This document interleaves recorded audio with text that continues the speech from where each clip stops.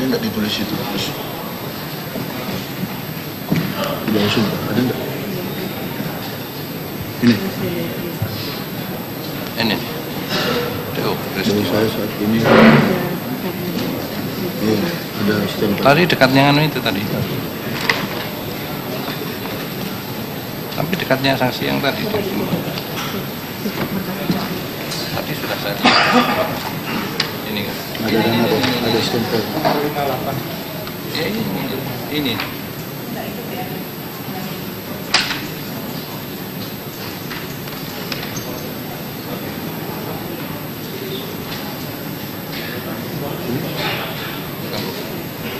Ready,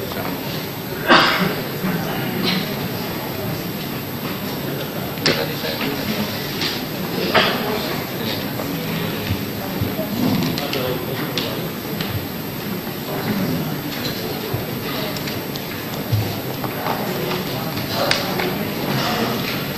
namanya siapa?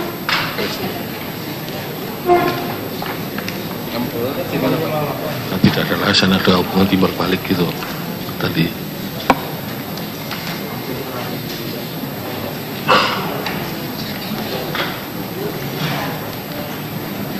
Di depannya tadi. Depannya tadi yang ada penyebaran. Jadi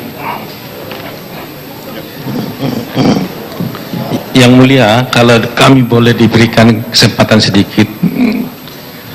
Pertama yang mulia, bahwa pasal tadi itu benar, tetapi faktanya jaksa kan sudah memanggil tapi tidak dengan prosedur yang seharusnya, tidak melalui Departemen Luar Negeri dan oleh kedutaan.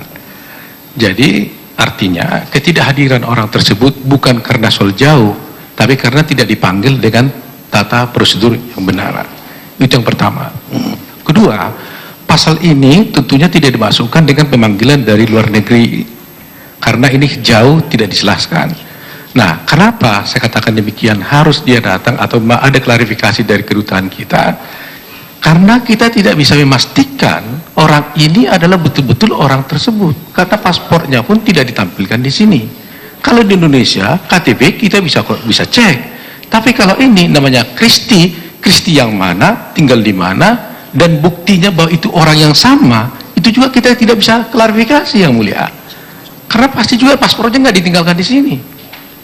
Apa ada paspornya di sini? Umpamanya tidak. Jadi kita salah satu berita acara dibacakan, sementara orang yang bersangkutan kita tidak tahu kebenarannya, apakah dia itu betul-betul Kristi yang dikenal oleh terdakwa ini, apa betul-betul Kristi itu adalah memang betul-betul ada kaitan yang terdakwa ini. Tidak bisa kita klarifikasi yang mulia. Karena itu majelis, saya ini untuk menjelaskan juga kan keberatan. Saya kasih waktu ya. supaya Jadi, tidak subjektif majelis. Sebentar. Jadi karena itu yang mulia, dengan dua alasan tadi itu kami kira tidak ada alasan untuk bisa harus membacakan ini, apalagi yang mulia kita tahu isinya pun kita sudah masing bersama hanyalah menyangkut privasi daripada terdakwa ini, ya. Tapi yang paling penting itu adalah artinya tidak ada kaitannya juga sebenarnya dengan perkara kematian ini, hanya tentang rekod-rekod yang ada di luar negeri. Tetapi yang paling penting yang mulia adalah kita tidak bisa pastikan yang diperiksa ini, yang dibacakan ini adalah betul-betul Kristi yang sebenarnya, tapi pasti nanti bisa Kristi yang lain. Itu yang mulia. Terima kasih. Ya, ada penuntut umum. Mohon izin majelis untuk mengklarifikasi seperti yang disampaikan penasihat hukum kan subjektif penasihat hukum. Artinya kami sudah melalui tahap-tahap yang menurut kami sudah sesuai dengan prosedur. Di dalam berita acara sumpah itu sudah dileges dan diketahui oleh pejabat luar negeri. Surat edaran Mahkamah Agung nomor 1 tahun 85, kekuatan pembuktian berita acara pemeriksaan yang dibuat di luar negeri atau pejabat asing, jelas di situ bahwa harus dilakukan di hadapan dan diketahui oleh pejabat kedutaan besar RI. Itu jelas. Jadi artinya segala sesuatu yang dilakukan di sini sudah sesuai prosedur. Itu aja Mas.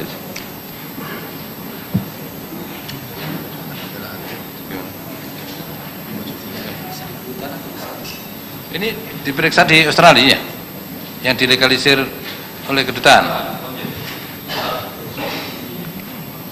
Tapi kan tidak dilakukan di hadapan kedutaan, hanya dilegalisir.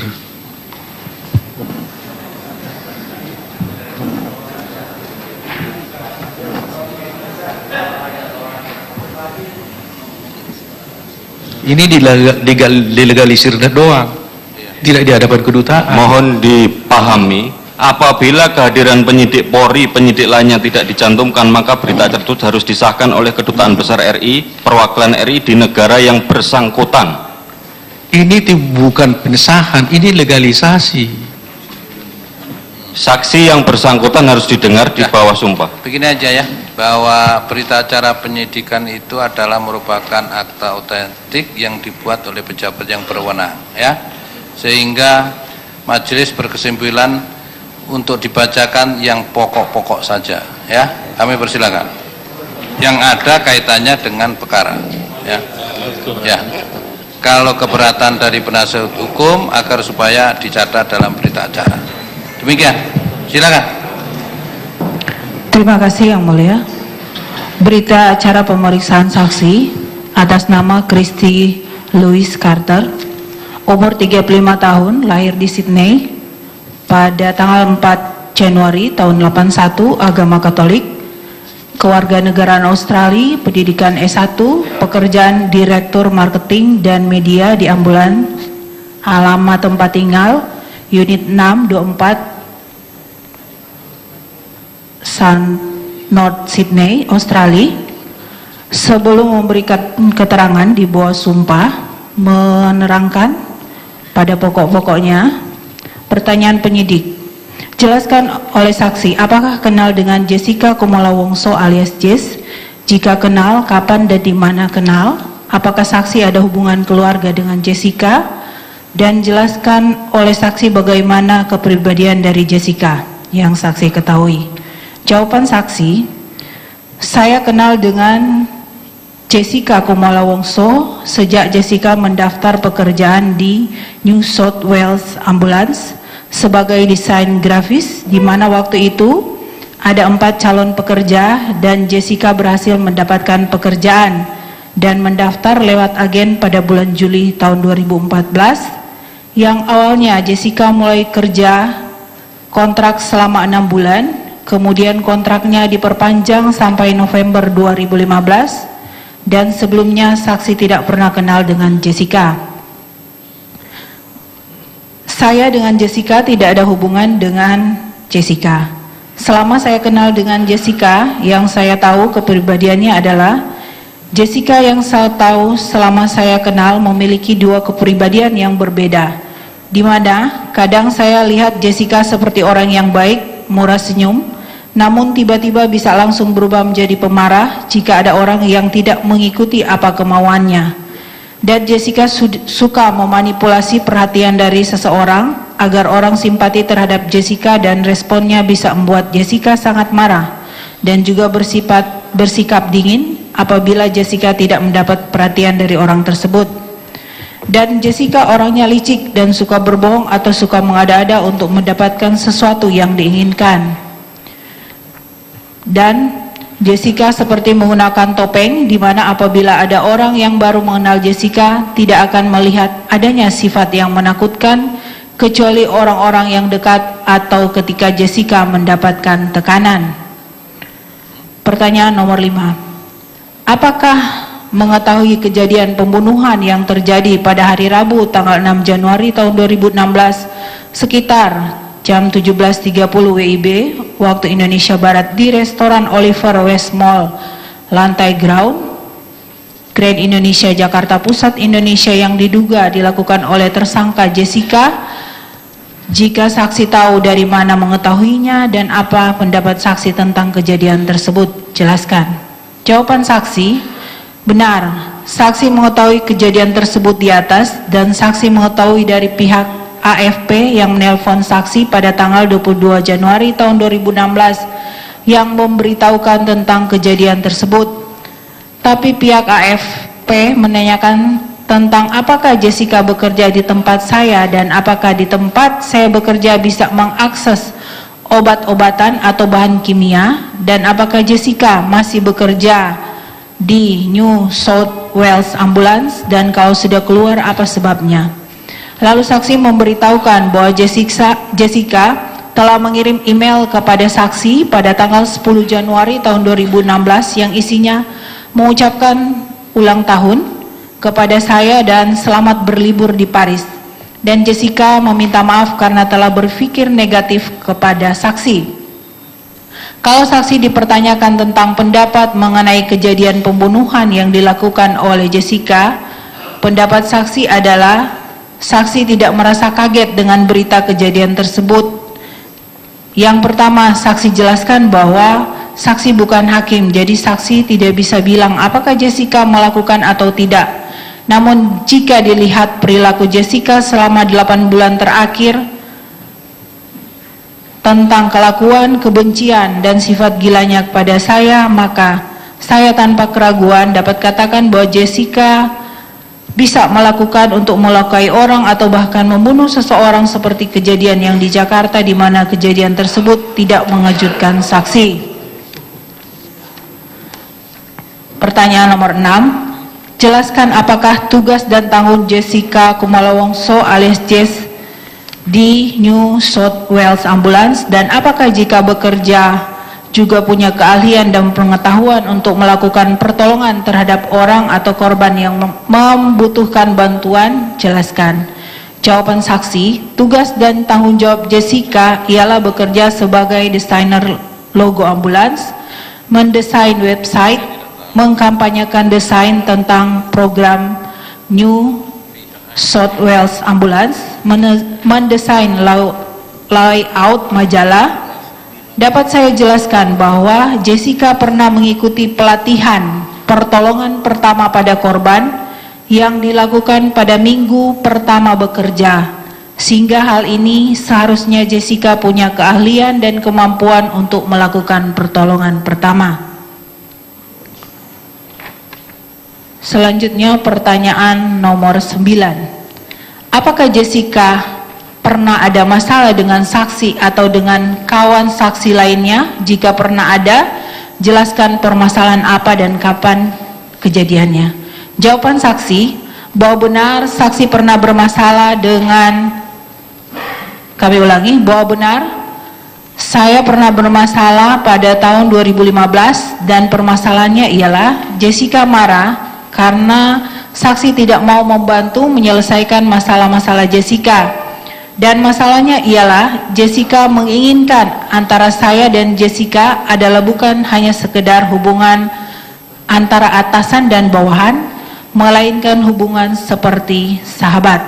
Salah satu contoh permasalahan ialah ketika Jessica meminta tolong dicarikan tempat tinggal, namun saya tidak bisa membantu Jessica. Ketika saya tidak bisa membantu menyelesaikan permasalahan Jessica dengan manajer, dan saya tidak bisa membantu karena banyak dari omongan Jessica yang tidak bisa dipercaya, atau Jessica suka berbohong dan membuat cerita palsu. Ketika saya membatalkan sebuah acara atau party dengan alasan dalam acara tersebut ada minuman beralkohol. Selanjutnya pertanyaan nomor 10. Jelaskan oleh saksi apakah selama mengenal Jessica ada perbuatan atau kelakuan Jessica yang tidak wajar? Jika ada, berikan contoh perbuatan tersebut. Jawaban saksi, dapat saksi jelaskan bahwa selama saksi berteman dengan Jessica, ada beberapa perbuatan atau kelakuan Jessica yang saksi anggap tidak wajar, dan itu saksi anggap sangat banyak yang tidak wajar. Salah satu contoh, pada sekitar Agustus 2016, Jessica menjelaskan kepada saksi telah mengalami kecelakaan mobil karena pingsan dan tidak sadarkan diri. Namun berdasarkan informasi yang saksi dapat dari keterangan saksi dan media elektronik yang menayangkan kejadian kecelakaan yang dialami Jessica, saat itu Jessica dalam keadaan pengaruh alkohol yang cukup tinggi dan bukan karena pingsan sehingga terjadi kecelakaan yang dialami oleh Jessica. Jessica mengatakan dari kejadian tersebut masih memiliki SIM, namun yang sebenarnya SIM milik Jessica telah ditahan oleh polisi. Jessica mengatakan kalau tulang pinggulnya patah, namun faktanya 3 hari kemudian Jessica masuk kerja. Bahkan 1 minggu kemudian setelah kecelakaan, Jessica sudah pergi dancing dan banyak saksi yang melihat kejadian tersebut. Dan dalam hal ini, dari keterangan-keterangan Jessica seperti tersebut di atas, saksi menyimpulkan bahwa Jessica selama ini banyak berkata bohong dan tidak sesuai dengan fakta yang ada. Dan saya juga menyarankan kepada Jessica agar mendapatkan pertolongan profesional seperti psikologis untuk mendapatkan konseling ataupun pengobatan dari psikiater. Namun menurut Jessica, dokter yang pernah merawat Jessica bahwa dokternya tidak tahu menahu tentang riwayat Jessica yang pernah akan bunuh diri. Dan ketika saksi menyarankan kepada Jessica untuk konseling dengan meminta bantuan psikologi, saat itu omongan saksi dianggap seperti sampah oleh Jessica. Dan Jessica tidak merasa, kami ulang ya, Jessica tetap merasa tidak pernah mempunyai permasalahan dan merasa dirinya sehat sehingga tidak perlu dengan saran saksi. Dan saksi menganggap Jessica tidak punya pemahaman dengan kondisinya saat itu dan tidak menyadari bahwa perilakunya bisa membahayakan orang lain serta tidak mampu mengerti perasaan orang lain. Bahkan pada saat nenek saya meninggal dunia, saat itu Jessica tidak pernah mengucapkan duka cita kepada saya. Hal tersebut tidak seperti sikap kawan-kawan saya lainnya yang menyampaikan ucapan duka cita bahkan mengirimkan bunga.